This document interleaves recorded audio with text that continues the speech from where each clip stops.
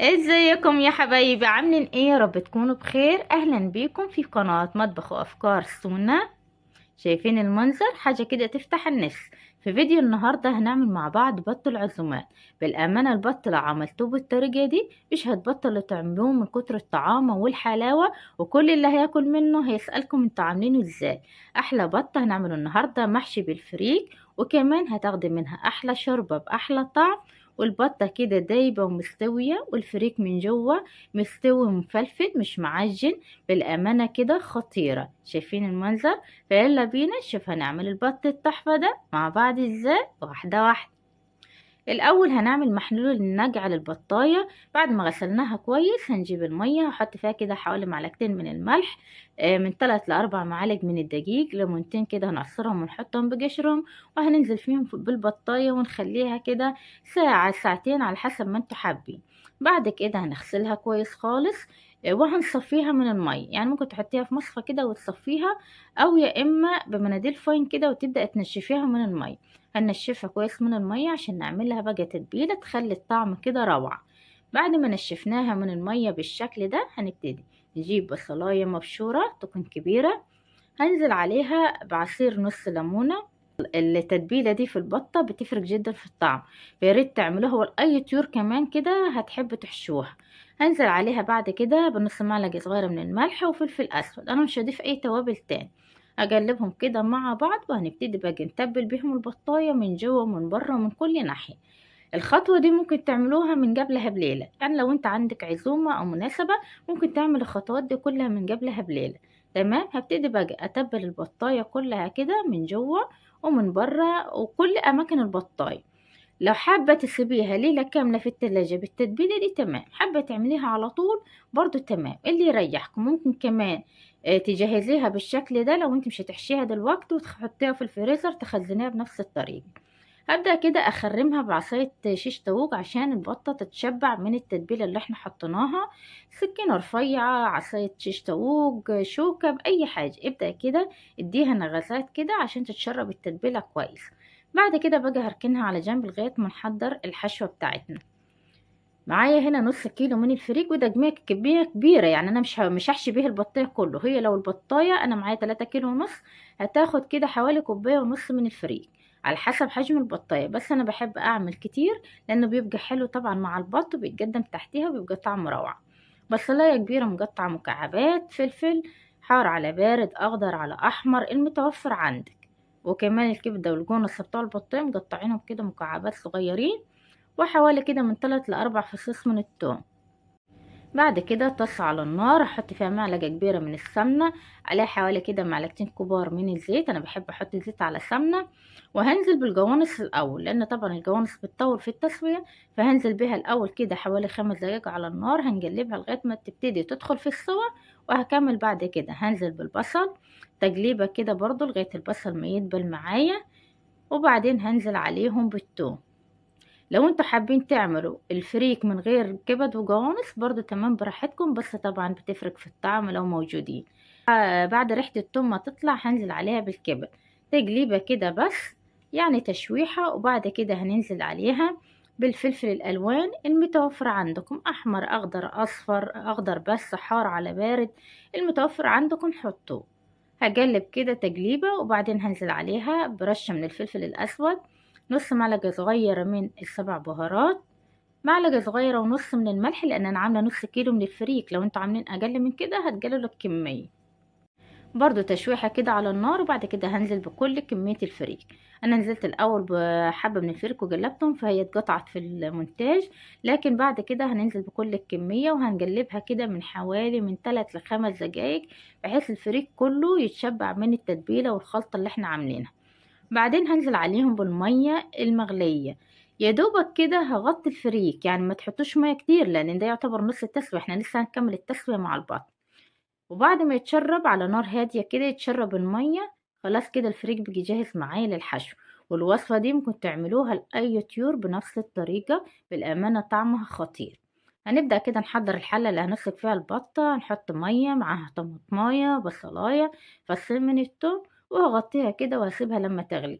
واهم حاجة بقى هنحطها عصرة ليمون، نص ليمونة، مش ما تحطيش نص ليمونة كلها، هي دوبك كده عصرة بتفرق جدا في الطعم وبتضيع اي ريحة زفرة.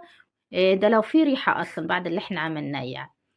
هنا الفريك هاخد منه حبة اللي انا هحشي بيهم البطاية، وباقي الفريك ده هستنى لما الشوربة تطلع وهكمله وهسويه. تسيبوا الفريك يتهوى شوية كده قبل ما نحشي بيه البطاية، ما تحشيش بيه هو ساخن زيادة، لا سيبوه كده يتهوى شوية وبعد كده نبتدي نحشي البطاية. هبدأ احشي البطة بتاعتنا. ما تكبسوهاش يعني، خلوا كده مقدار نص البطن فاضي، لان طبعا لسه الفريك هيستوي وهيكتر معانا. تمام، فعشان كده ياخد راحته في التسوية جوه البطاية. بعد شايفين يعني يعتبر البطن هو نصه فاضي.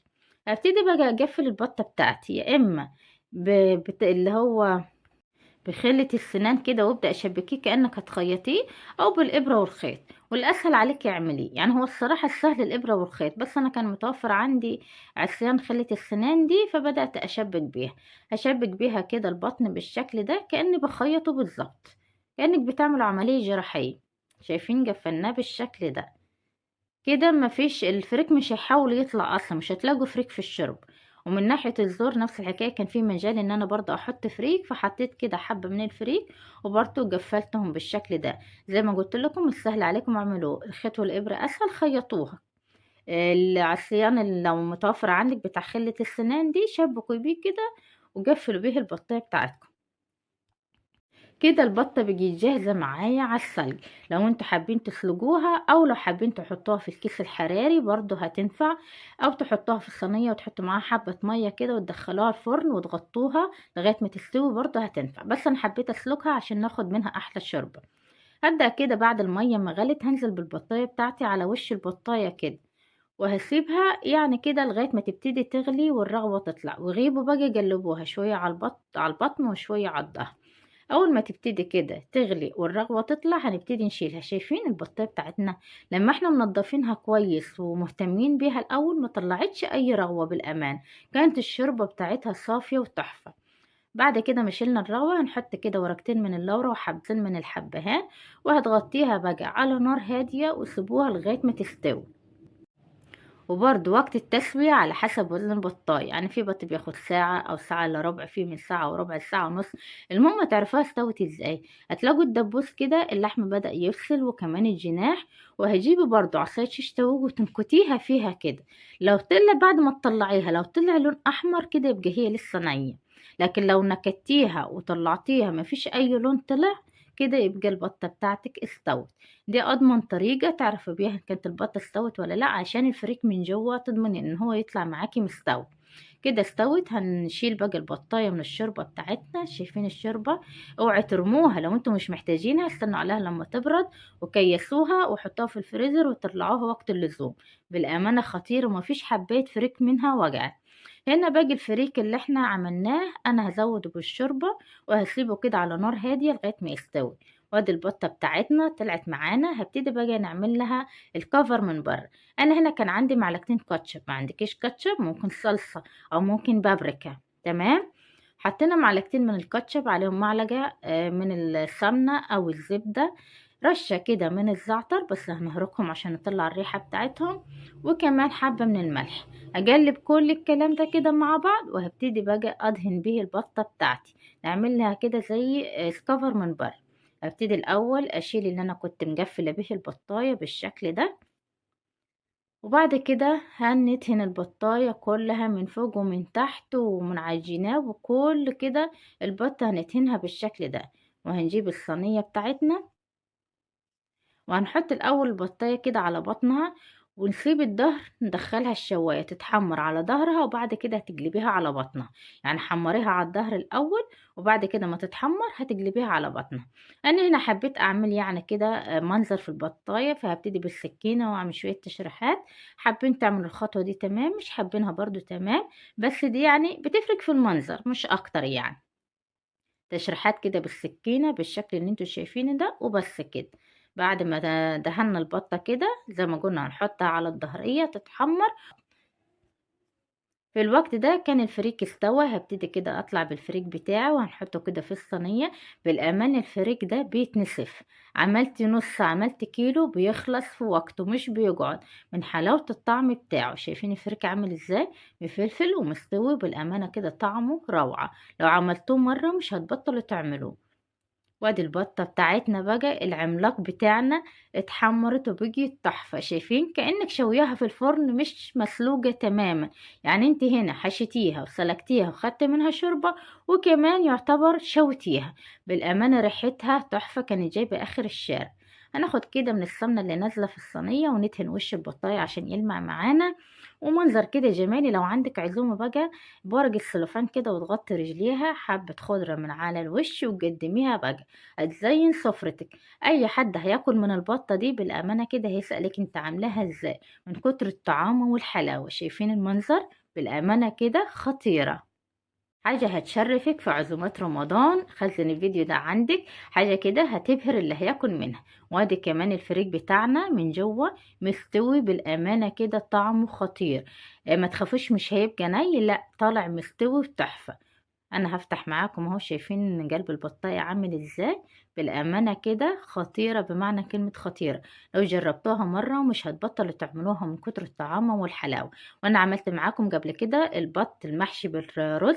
اسيب لكم لينك الفيديو في صندوق الوصف. وبس كده، ده كان فيديو النهاردة، ويا رب الفيديو يكون عجبكم. واستنوني في فيديوهات جديدة وصفات جديدة. اشوفكم على خير. باي باي.